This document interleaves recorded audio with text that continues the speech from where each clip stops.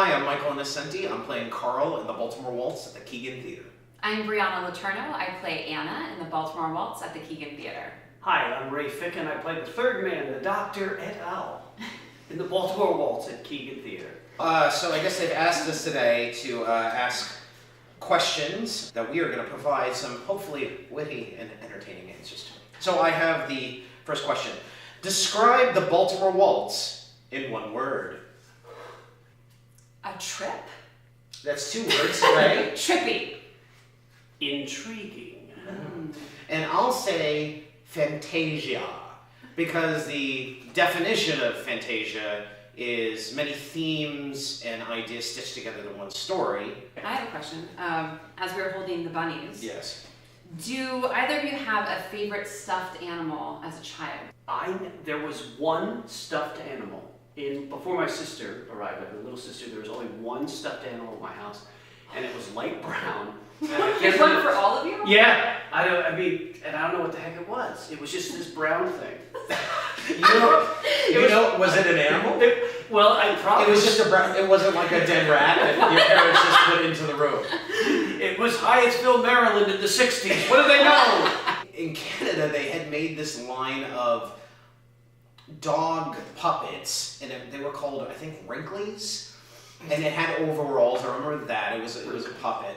And then My Pet Monster was really big in 1986. It was like this blue monster with like purple hair and had handcuffs you could rip apart. I didn't actually have a stuffed animal that was close to it. We were the Cabbage Patch. Oh yeah, the era. generation. Oh, right. So my go-to was Armstrong. I had a lot of stuffed animals that I didn't connect to.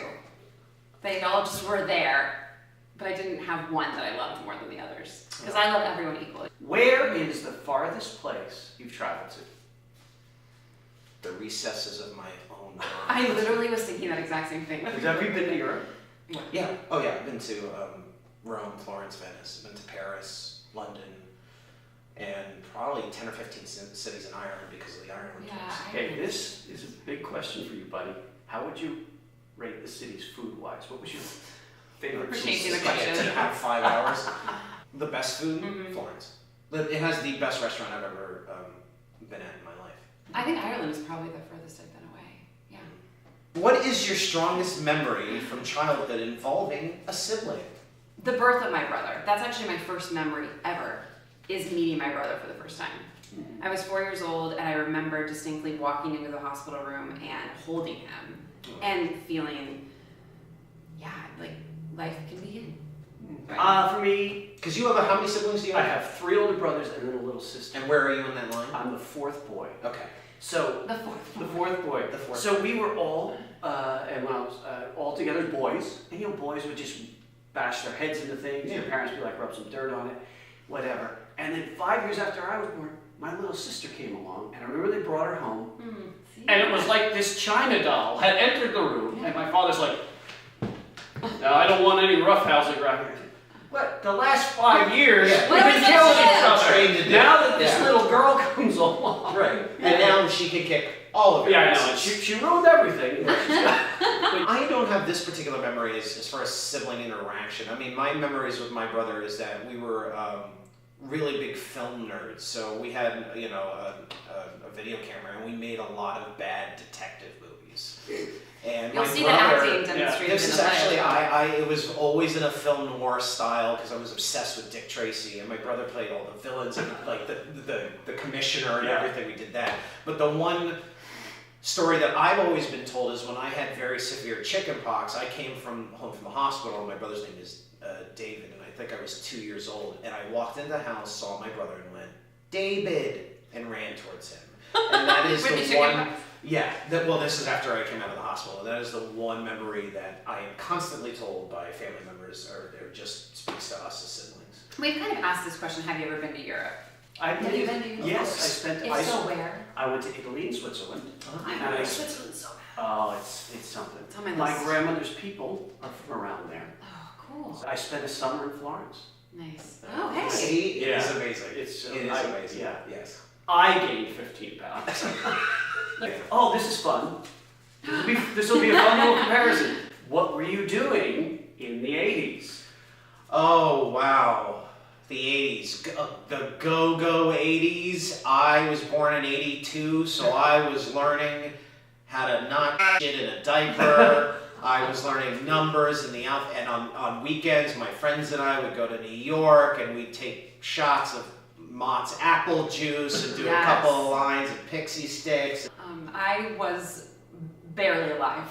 I had just entered the world. Oh. Sprung from the loins of my mother into the 80s, and then it was the 90s. Well, What about you, Ray? What about you, Ray? Well, my 80s weren't as exciting as yours. I was in high school in the 80s and college. What was your favorite song? And well, it was definitely a song by Queen. Okay. Because I actually saw Freddie Mercury live in the 80s. Don't know too many people have done that. No. I've seen Freddie Mercury live. Yeah. No, I've only seen him dead. Yeah. Tell us about the 80s, Ray. Tell me more about the 80s. Well, they're everything you read about. It's all the stereotypes. It's all the things. I think all the big stereotypes. hair. Big hair. I had frosted tips. Just coke. That was like everywhere. Yes, those drugs just were huge, everywhere. right? And the 70s, which I thought had the best music, all of a sudden the 80s, everybody found this happiness, or believed they had this happiness. Well, you could be happy wearing parachute pants, but like color and... Maybe you were too young for it, but was it the feeling of the release from the tension of Watergate? I mean, I just think that for the older era, group, that it was, okay, we've got some more sense of as a country, or we're now more positive moving forward. I do remember the AIDS crisis, and I do remember folks going, not knowing what to do about it, and even though I was probably 16, 17 when I was really getting into my head, still, I was just so perplexed by it. Right. And it was... Well, this play captures Yeah. that really well, I think. And now looking back at it, through the play, I realize how elegantly done this play is. It's like, oh my gosh, that's what people were thinking in the 80s. And I think a good segue out of that is this question. Which would you choose? A 10-day all-expenses paid trip to any state in the U.S. or a 3-day all-expenses paid trip to France? I would go with the 10-day trip in the States rather than 3 days in France. Why? I've been to France. I've seen a little bit of what I want to see. I mean, there's lots more to see. But 3 days is not a lot of time to do a country. But 10 days in one state, I feel like there's so many different parts of this country that are incredible. Name a state you can spend 10. I can't. Oh my God. I can't name a state I would want to spend 10 days. I think maybe California or New York are the only two I can think of. California's a good one. 10 days. Or Hawaii. Yeah, Hawaii. Mela Kalikimaka. How about Alaska? I like quick hits. I'd rather. 3 days in France? Yeah, probably do 3 days in France. 3 days to get the menu set. Oh yeah. Food lineup set. Get the menu set. I mean, I understand what you're saying because I mean we did 3 days in Rome, Florence, and Venice, and it kind of goes by quickly. But at the same time, there's that urgency of moving on to the next thing that, yes, you can relax into some of it, but as much as I love these United States, I can't think of a state that I'd be like, 10 days in. Oh my God, there's so many amazing national parks. There's so much to see in Europe. There's so many bars. Yeah, there's See, so that's many what I want. If they have enough bars, I'll spend 10 days in the Louisiana, United States. Carnival. Am I the only one with like the national parks? I go, this is beautiful. All right, some trees. Yes, Yeah. you are. I mean, like, Yes, you what's are. the difference? Which would you choose? A, B, or C? Okay, I know exactly what I would choose. Not even a question. I'm a B guy.